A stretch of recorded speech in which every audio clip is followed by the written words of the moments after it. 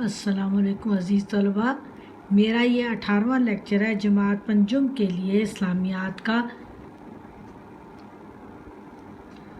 سبق نمبر 8 مسجد نبوی کی تعمیر۔ یہ ہم کر رہے تھے، اس کے ہم نے کچھ پیراگرافس ریڈ آؤٹ کر لی ہیں، جن میں پہلے کیوں مسجد بنانے کی ضرورت پیش آئی، کن لوگوں سے زمین لی گئی، پھر اس کے بعد کیسی بنائی گئی، چھت کیسے ڈالی گئی، ستون کس چیز کے بنائے گئے، یہ تمام ڈیٹیلز ہم نے اس میں پڑھی ہیں۔ اور پھر توسیع کی کیوں ضرورت پڑی جب مسلمانوں کی تعداد بڑھنے لگی، ان تمام پوائنٹس کو ہم ڈسکس کر چکے ہیں۔ اب ہم آگے توسیع کے سلسلے میں تھوڑا سا آگے کی پیج کمپلیٹ کریں گے، اور اس کے بعد ہم کوشچن آنسر دو کوشچن آنسر اور فل ان دی بلینکس ہیں جو آج ہم کریں گے۔ توسیع کے لیے آس پاس کے مکانات ہر دور میں خرید کر مسجد میں شامل کیے جاتے رہے اور مسجد وسیع ہوتی گئی۔ حضرت عمر رضی اللہ تعالیٰ عنہ اور حضرت عثمان غنی رضی اللہ تعالیٰ عنہ نے رسول صلی اللہ علیہ وسلم کی پیروی کرتے ہوئے مسجد نبوی کی تعمیر میں خود حصہ لیتے ہوئے اپنے ہاتھوں سے اینٹیں اٹھائیں۔ بعد میں ولید بن عبد المالک نے شاہ روم کو خط لکھ کر بہترین صلاحیتوں کے حامل 40 قطبی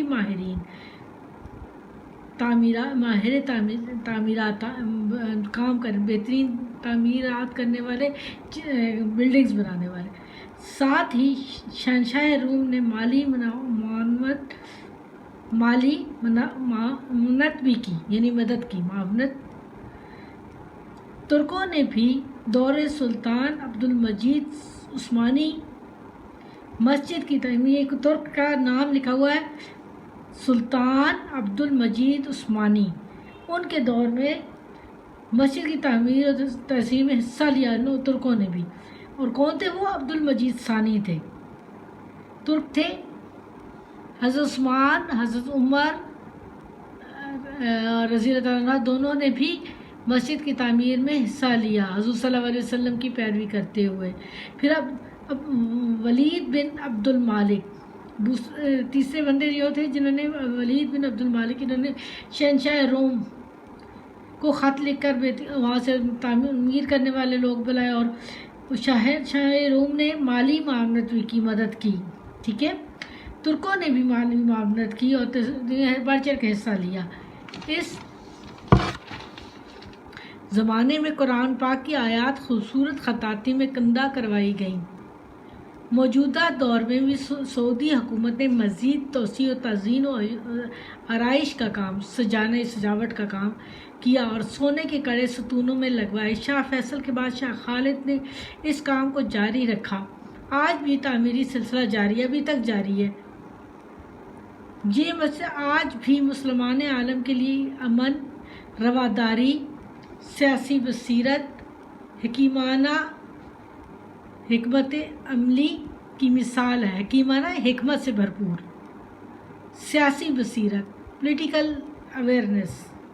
یہ وہ جگہ ہے جہاں رسول صلی اللہ علیہ وسلم نے ایک اسلامی فلاحی ریاست کی بنیاد ڈالی اور دنیا کو ایک ایسے ملک کا تصور دیا تھا جہاں انسان بلا تفریق رنگ، نسل، مذہب، امن و آشتی کے ساتھ رہ سکیں، جہاں عدل و انصاف کا بول بالا ہو، ظالم کو ظلم کی سزا اور حقدار کو اس کا حق ملے۔ یہ مسجد جو ہے نا، تاریخی لحاظ سے بہت بڑی وراثت اپنے اندر لیے ہوئے ہے۔ ہماری سیاسی بصیرت، ہماری رواداری، امن، یہ تمام چیزیں اس ایک مسجد میں پنہاں ہیں، کیونکہ یہاں حضور صلی اللہ علیہ وسلم نے یہاں پر ایک فلاحی ریاست کی بنیاد رکھی تھی، مدینہ کی فلاحی ریاست کی بنیاد رکھی تھی، جس میں ہر رنگ و نسل کے لوگ تھے اور وہ آپس میں بڑے خوش اسلوبی اور اچھے طریقے سے رہتے تھے۔ اب فل ان دی بلینکس پہلے کر لیتے ہیں، یہ بک پر ہی کرنے ہیں سالو آپ لوگوں نے۔ کوشچن نمبر 10، خالی جگہ پر کریں، نکال لیں سب لوگ بکس۔ نمبر 1، مسجد نبوی کی تعمیر کا سلسلہ ڈیش ربیع الاول مطابق ڈیش میں شروع ہوا۔ یہ جناب ہے 1 ربیع الاول 622 ईस्वी। दूसरा है मस्जिद नबवी महाजिर अंसार की दोस्ती और इस्लाम की सरबलंदी का मरकज़ बनी, ये तो हम सब जानते हैं।